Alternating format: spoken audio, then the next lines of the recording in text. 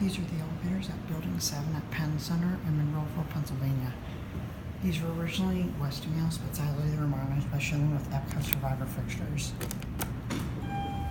You get the left elevator, which is being doubled up as the service elevator.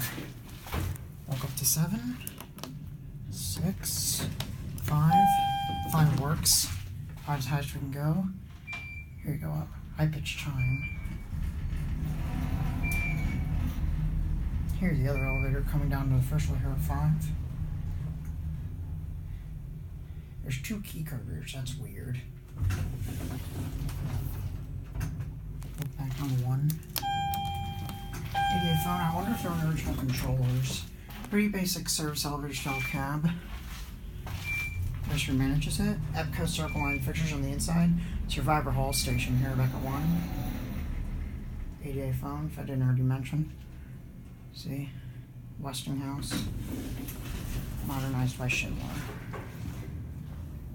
Most likely. Here closes and that's gonna be it.